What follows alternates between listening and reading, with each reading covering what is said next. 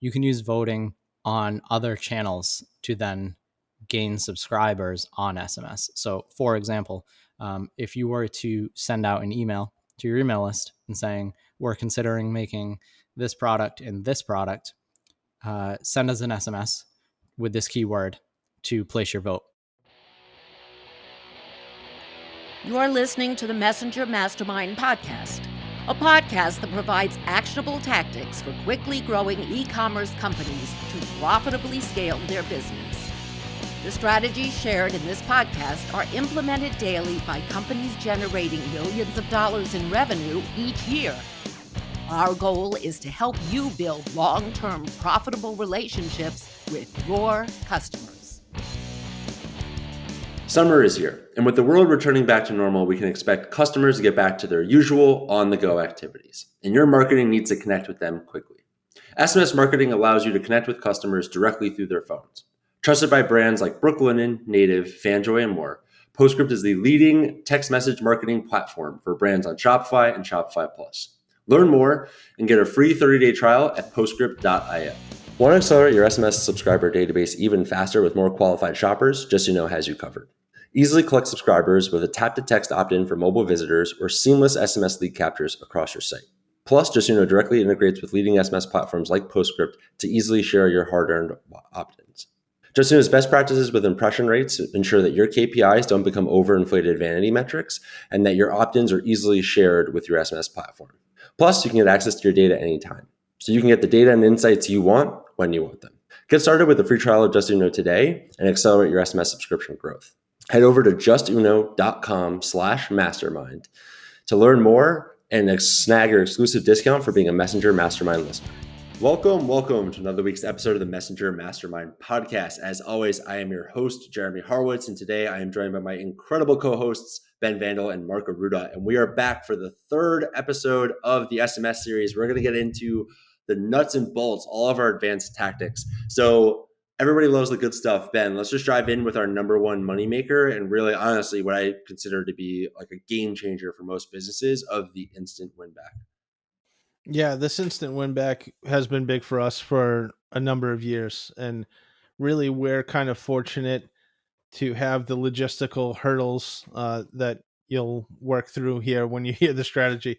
We're lucky enough to have them line up for us. But basically what it is the customer makes a purchase, and then by SMS, 30 minutes after their purchase, we make them an additional offer and offer to combine it with their current offer, and we give them free shipping on it.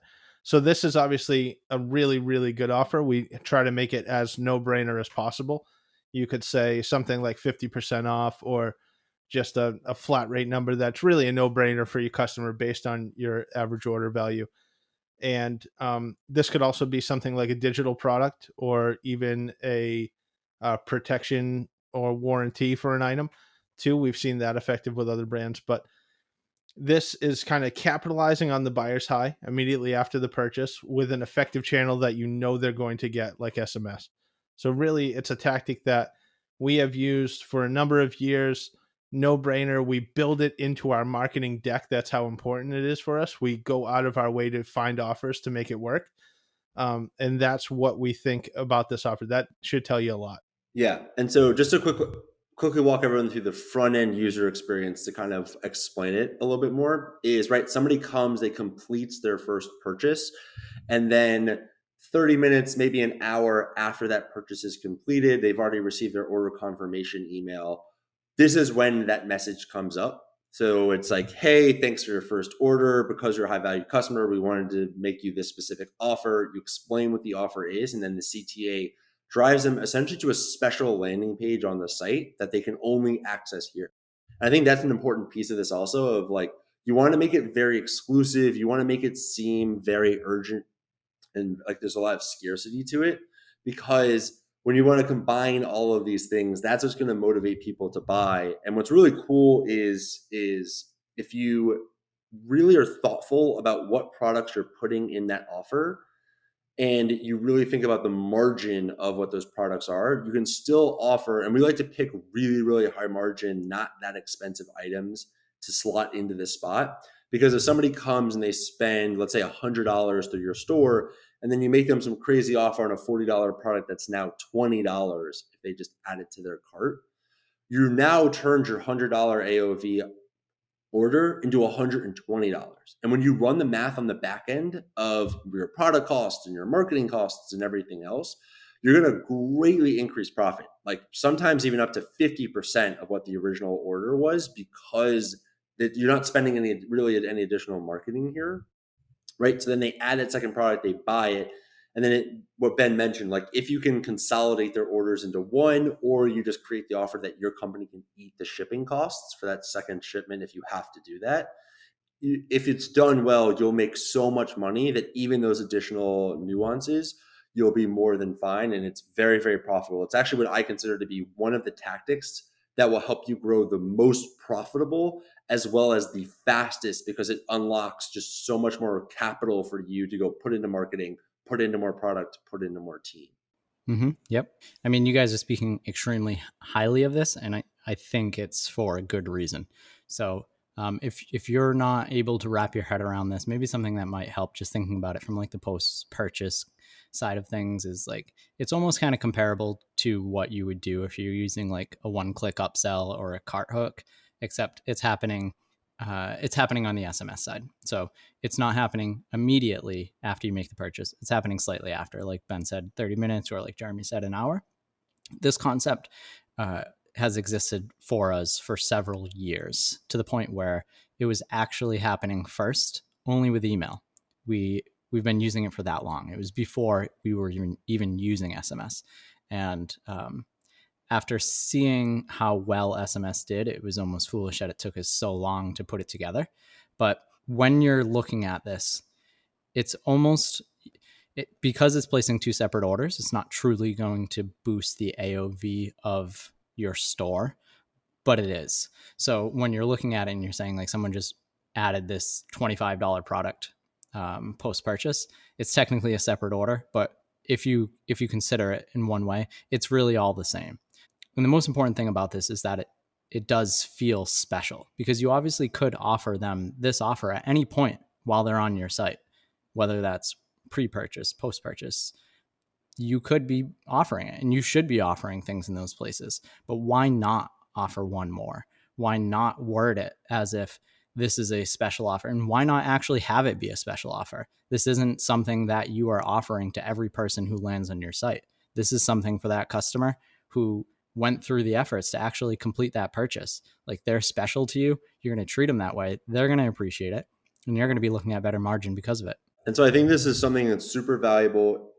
Honestly, the SMS piece of this is fairly simple. Like once you have the offer, once you have the page constructed, it's a pretty simple message to build and to send and to automate out. But really the more difficult side here is can you work with your logistics arm of your business, whether that's internal or 3PL, to make it work so that you can actually facilitate these orders. But it's honestly highly recommended of like, pause this episode, go implement this in your business, because you will make so much money from it that it's foolish not to do it. Yeah, I mean, both you, Jeremy, and Ben have mentioned the potential logistical issues around this. So I definitely want to highlight what Ben mentioned on the digital side or even the warranty side. That's extremely important. If you can put together some, depending on your business, some sort of ebook or instructional, if it's a hard product that you can sell a warranty for, all of these things are ways that you don't have to worry about combining orders or having additional shipping. It's just straight profit and very easy for you on the logistical side. Yeah, and digital products are always incredible because it's going to be close to 100% margin on whatever you're selling there, which truly is just pure profit. So I think the second thing let's dive into is like the sunsetting flow, or what some people will call like a failure to launch, really like keeping that list clean. So Ben, do you want to just quickly run us through what the concept is and then how we would deploy it? Yeah, so this is kind of a flow where you've had the contact information for a customer. They've probably made a purchase in the past, but now a certain duration of time, generally a long period of time, 90 days, 120 days, something like that, has gone by and they have not converted. So this is when we kind of, you'd take your messaging platforms and you'd reach out to that person with the best offer as kind of, you'd say buy or die. like, this is the best offer. If you don't make this offer, we can kind of put you in a bucket to exclude you from future messages. If you do, welcome back. We start the whole process over again. So that's kind of what the sunsetting flow is. Works great in SMS because we know they are getting the messages, and it really, we can make it clear and concise and a clear CTA for them to take action on. Yeah. So what we're trying to look at here is basically if someone hasn't purchased in so much time, you're spending money to reach them, and they probably don't want to be reached. Um, so you need to motivate them a little bit more. And if you can't motivate them, then they should probably just be suppressed to the point where you might not be reaching out to them. Maybe you follow up with them on like a Black Friday kind of time period. But how we like to use this is really strong offers. So the lower the price can be, the better. You don't want to, and that doesn't mean a really good offer, but still a high price, because you're asking someone who hasn't purchased for some time to make a purchase. So the lower that price can be, the better.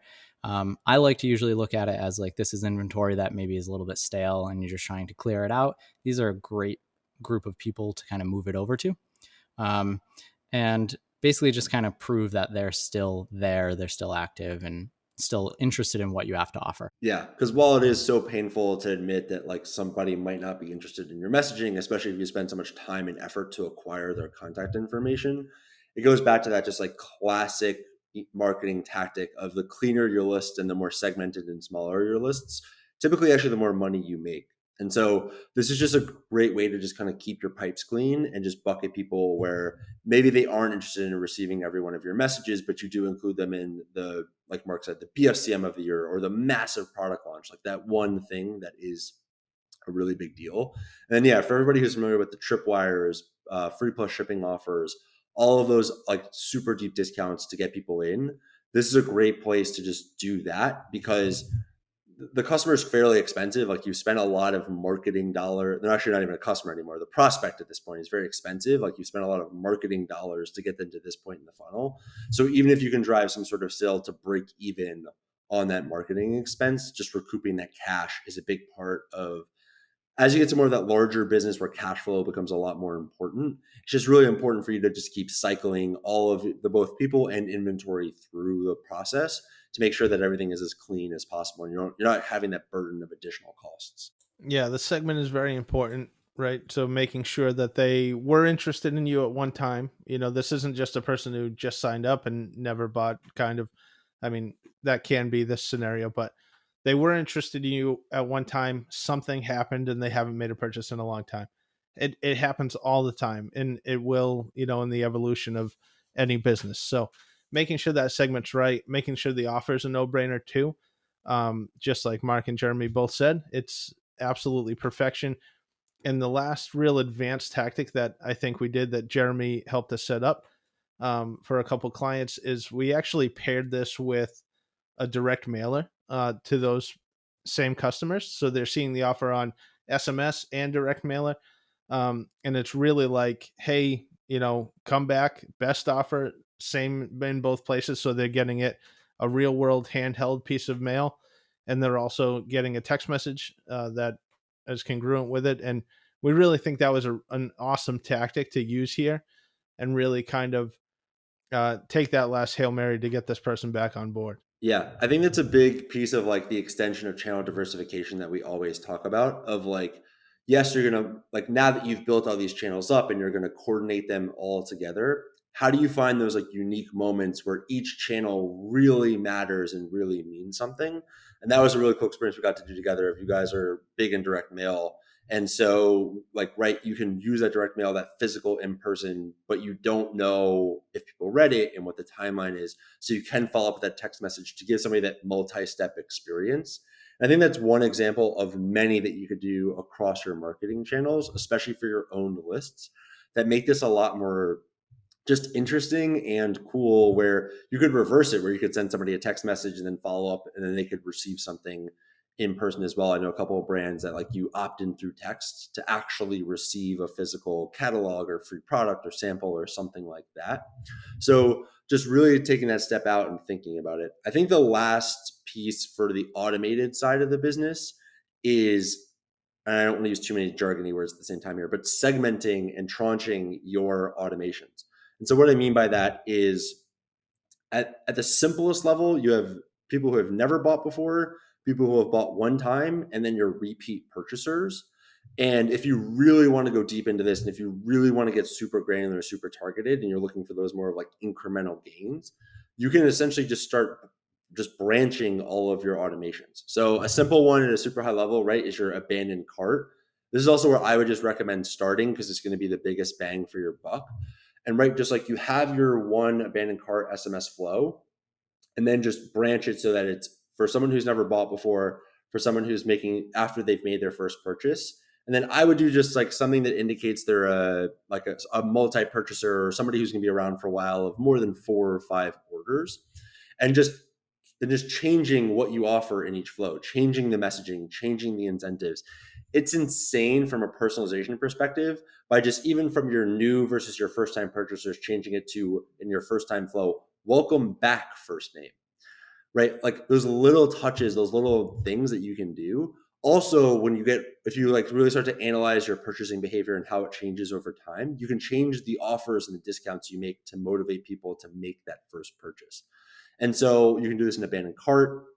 I've seen some people do this in their welcome series where they'll re-engage somebody by getting their phone number back. And then if they know that they've made a purchase or they're just getting the phone number for the first time, but they know that they're a previous purchaser, they'll send them down a different welcome series flow. They probably won't have a discount ladder in it. They'll probably have different messaging to motivate the customer to go buy, and probably other action that's more of community building around that as well.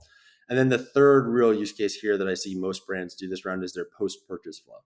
So, right, like someone who made their first purchase versus somebody who just made their 5th or their 10th probably needs different messaging and probably wants just to hear different things from your store. So what I know a lot of brands do is they just kill these flows when somebody has gone through them a couple of times. By just branching these out, you can put people through the same flows and then just dynamically update what they receive from them as they go on. I'd say that it takes a lot of time and it takes a lot of management because you essentially have 3 different brands, 3 times as much if you want to do all 3 of these options as you did before. But as you go deeper into your program and as you look for those just incremental gains and to tap more out of SMS, and this can be done in email and a lot of other channels as well, but it's super valuable and you can really change not only the revenue that you drive, but also your profit behind these flows of saving at different points in the customer's life cycle. Yeah, I mean, touching upon an advanced tactic that you mentioned there on the post-purchase side, what we usually like to do is we'll have a core offer that's kind of offered out post-purchase to everyone who makes a purchase. But it's not uncommon that there may be customers that have already owned that item. So therefore, they're not receiving that post-purchase offer. So we will go and create a additional segment that offers a different item. So now we're able to reach almost all customers that make a purchase with a post-purchase offer rather than those customers just missing out. And then you kind of have some customers saying that they received this great offer and this other customer who's probably a really great customer because they already own that product is missing out on a good offer. So being able to segment and offer additional things is a really powerful move. Yeah, definitely. And then, right, this can get just more and more complicated. You can put AI behind this. You can start doing smart recommendations. You can make this a lot more complicated over time. But even at a simple phase of just, if you wanted to start today, breaking out new versus your people who have made a purchase, like their first purchase versus returning purchase, that will go a really long way. And small changes, even like what I mentioned of like the welcome back, will just be really impactful on those types of things. So I think the next thing we should really dive into is, okay, we've really gone in, we've flushed out all of our automations. What else can we be doing from a campaign perspective? Because I feel like most brands get really excited about this. They see the incredible open rates. And then like, okay, we've done the product launch, but that only happens X amount of times this year. We've done promos, same thing. How else can we weave SMS into our marketing channels? So you guys want to dive into some cool ways that you can leverage content in SMS? Yeah, I think one of the cool things that you can do with SMS from a campaign perspective, a little bit more of an advanced tactic too, is to make your messages kind of interactive. And we do that. The simplest way to explain it is through like a voting aspect where we'll send out a campaign with maybe an image in it that has two items side by side and say, hey, which one of these do you like? Text back blue for the blue version, text back red for the red version. And then you can send them a follow up message based on what they responded. You can do this in a number of different ways, but then you can also bucket them and then advertise to them or message them about that product if you end up making it, if it's an R&D aspect, or if it's a back in stock thing, you can message them again. But it basically is cool, like interactive. They get a different experience based on the action that they take differently. Really a creative way to do that. And it doesn't necessarily have to be respond, although that is the easiest.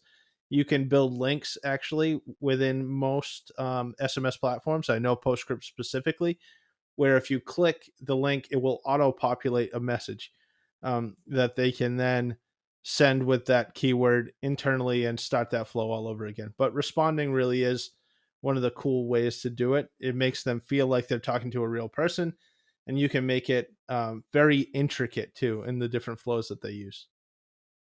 Yeah, I'm going to piggyback on that, Ben. I'm going to piggyback on the voting. I think the examples that you gave were really powerful for like sourcing information or even identifying customers that might want the product and, like you said, following up with them once that product is made so that you can sell them that product. But to even take it another level, you can use voting on other channels to then gain subscribers on SMS. So, for example, if you were to send out an email to your email list and saying, we're considering making this product and this product, send us an SMS with this keyword to place your vote. So if they're not already subscribed on your SMS list, you've now gained an SMS subscriber on top of also gaining that feedback about the product and being able to identify that a particular person might want this product in the future if it is made.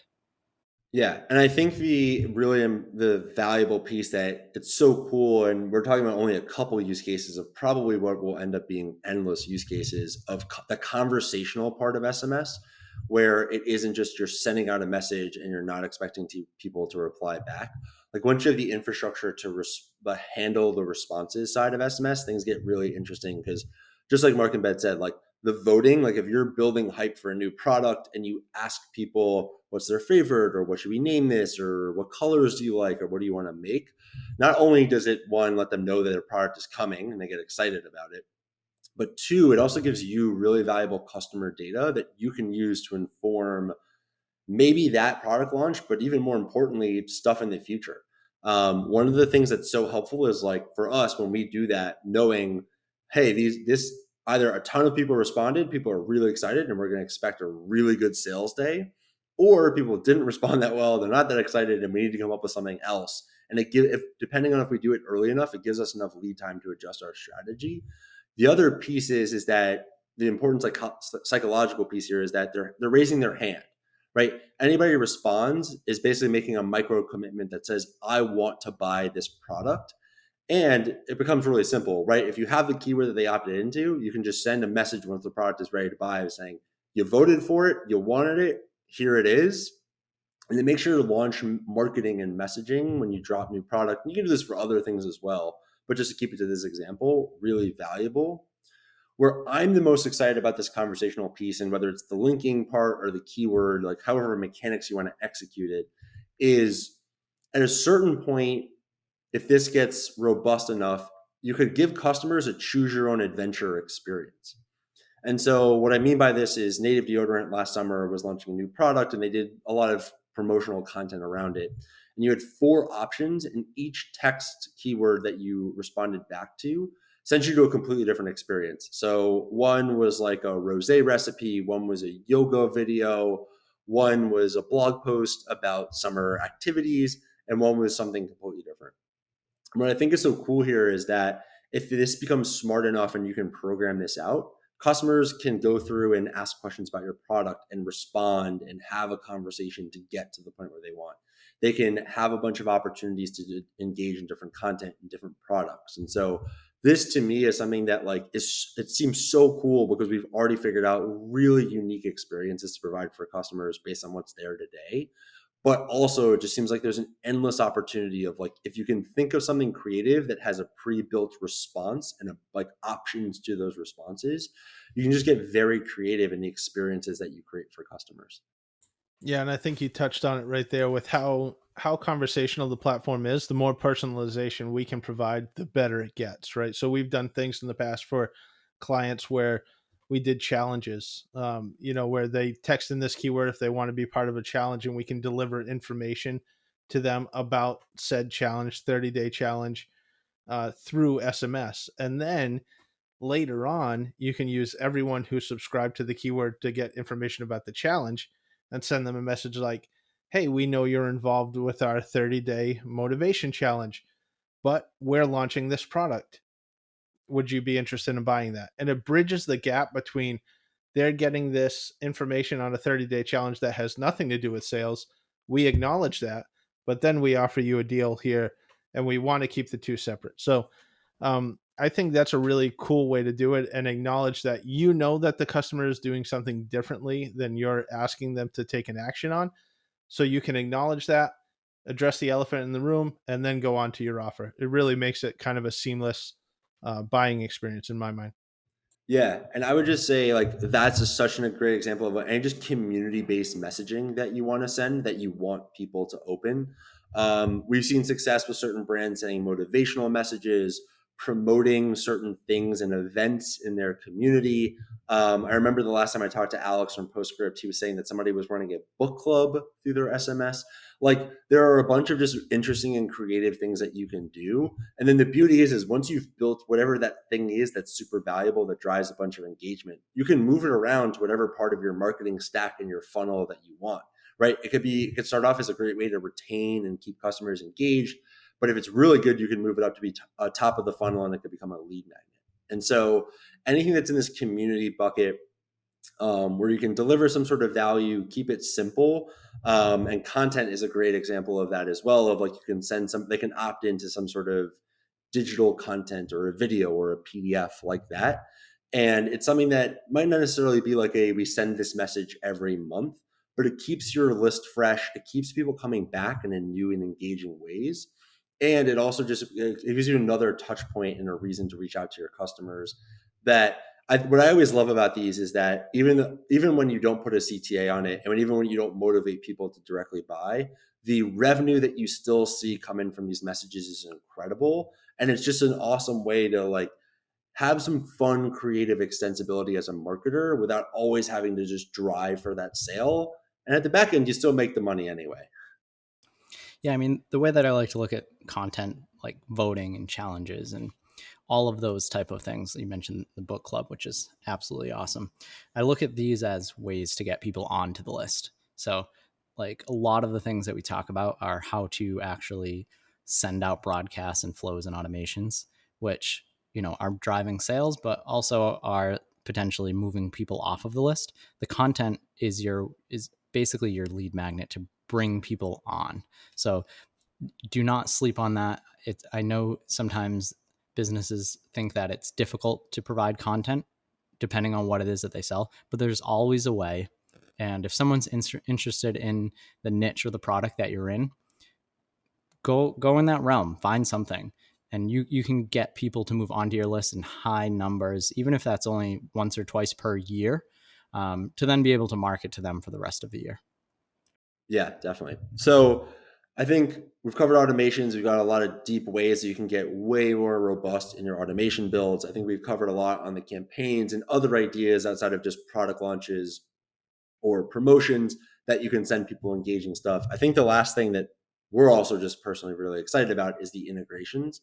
So one advanced tactic that we help a client set up that I thought was really interesting is, because they were on Postscript as well, and because Postscript integrates with Gorgeous, we were actually able to, all of those CS related messages that we weaved throughout their funnel, we actually enabled their CS team to turn into a sales team. And so what I mean by this is, in their welcome series and in their abandoned cart, we had a specific email and one SMS that was like a, hey, this is, I'm just going to throw Mark onto the bus. Like, this is Mark from our t-shirt business. And it allowed them to directly connect with the CS team. And so for every customer that either responded to the email, opted into the SMS, or responded directly to the SMS, we routed it all into Gorgias for them.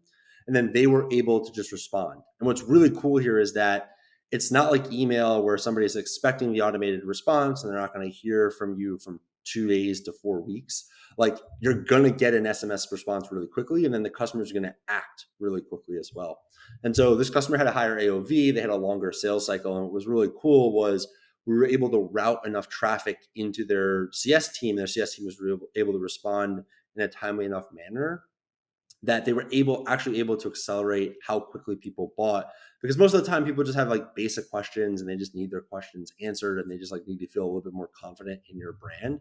And by leveraging that type of integration and putting that face forward, it also allowed the rest of our messaging to be more personal. We could use that same persona, let's just say it was Mark again, in other messages and letting them know about stuff. And now they have a person that they can identify with at the brand that they can get messages from. And we found just more, we even rolled it out into like display name for their email. And it just became more like open rates became more effective because we created that experience where their customer support team was really interacting more directly with their customers. Yeah, I think integrations are always great, and there's endless integrations that we can cover today. That was a great one, Jeremy. And we talked about how to do the review automation in the last episode, and you can integrate with your Yotpo, your Stamped, or whatever your review platform is.